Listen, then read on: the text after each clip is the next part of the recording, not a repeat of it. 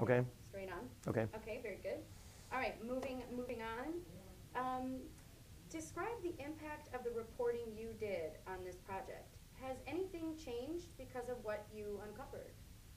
Well, we had some pretty immediate response from the Dallas Police Department, which looked at, we had talked to them, of course, as a part of the reporting, so they knew what we were working on, and they had actually made at least one change that we know of prior to those stories being published.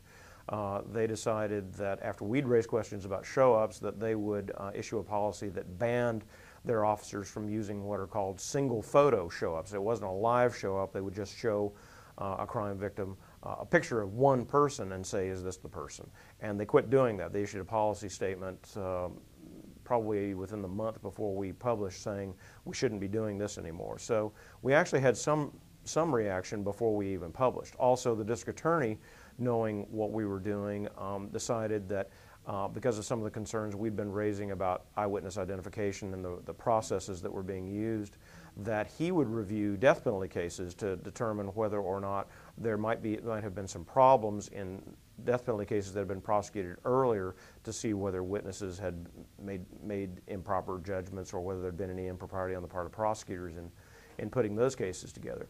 Then once the series was published, the police department immediately decided that they would launch a review of show-ups to see how often show-ups were actually being conducted. They'd never looked at this. I mean, they never kept stats on this. They just assumed that they didn't happen very often, and so they didn't have any way really to measure how often their officers were doing this, so they decided to launch a study of that.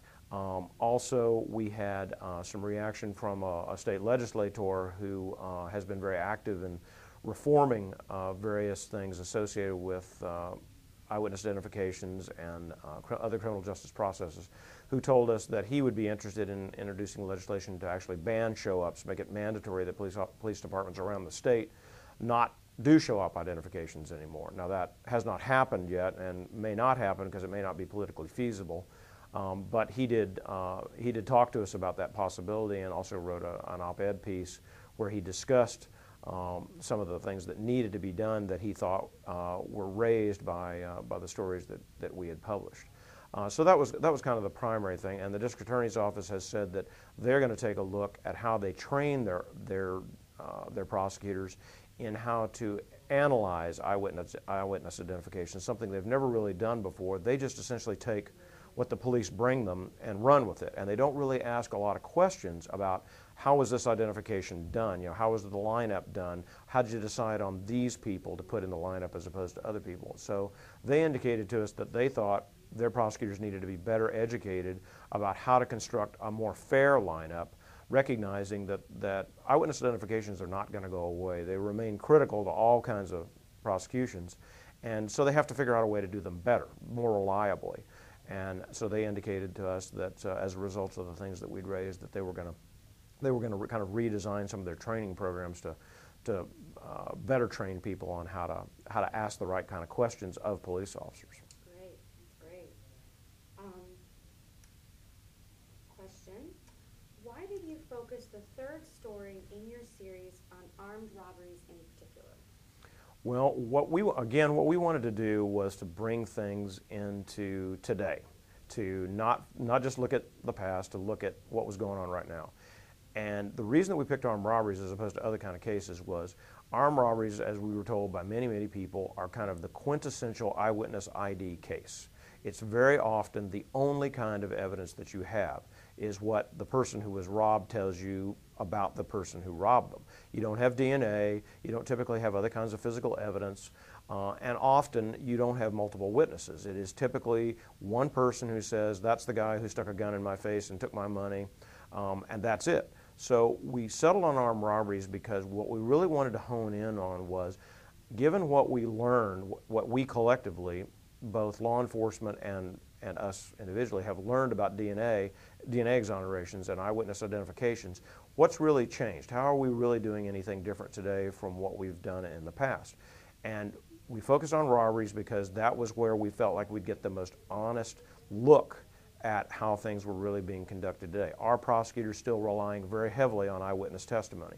Are they doing appropriate vetting of the police tactics to see whether or not they're doing this in a proper way? again, in the context of, we know almost as a boilerplate these days that almost all these wrongful convictions involve faulty eyewitness identifications. Okay, it's a one-liner that you hear people throw out all the time. What are you doing about it, though? Knowing that is the case, what are you doing to prevent this sort of thing?